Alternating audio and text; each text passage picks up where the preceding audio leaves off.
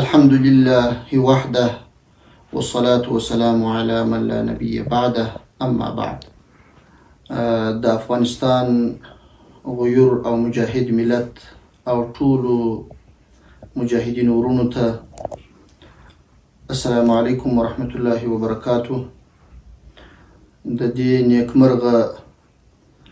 کوچني اختر مبارکي ټولو ته وایم.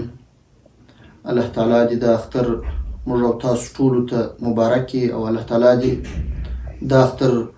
موږ او تاسو ټولو دپاره د نیکمرغۍ اختر وګرځوي، چې په هیواد کې امن، امنیت، سوله، ثبات نور هم ټینګ شي. الله تعالی دې د ټولو مسلمانانو دعاګانې، عبادات، تلاوتونه او ذکرونه چې د روژې په دې مبارکه میاشت کې یې کړي دي په خپل دربار کې مقبول او منظور وګرځوي. الله تعالی دې موږ او تاسو ټولو ته توفیق راکړي چې تر دې مبارکې روژې میاشتې وروسته همداسې د الله جل جلاله عبادتونه وکړو. ټولو محترمو هیوادوالو ته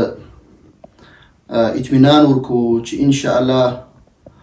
د افغانستان اسلامي امارت ټول امنیتي او دفاعي او استخباراتي ځواکونه ستاسو د امنیت لپاره مخکې هم داسې وه، شپه او ورځې پر ځان یې وکړې وه او آینده به هم انشاءالله لا نور زیات کوشش کوي، خصوصا د اختر په دغه شپو ورځو کې به ستاسو د امنیت دپاره پوره هڅې کوي او موږ به په خپل ټول توان سره کوشش کوو چې ستاسو امنیت تامین کړو او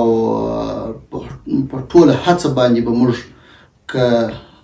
په ښارونو کې وي، که په کلو بیابانونو کې وي، که پر سرحداتو باندې متوجه به وي انشاءالله، او هیڅ دښمن ته به اجازه ورنکړو چې د افغانستان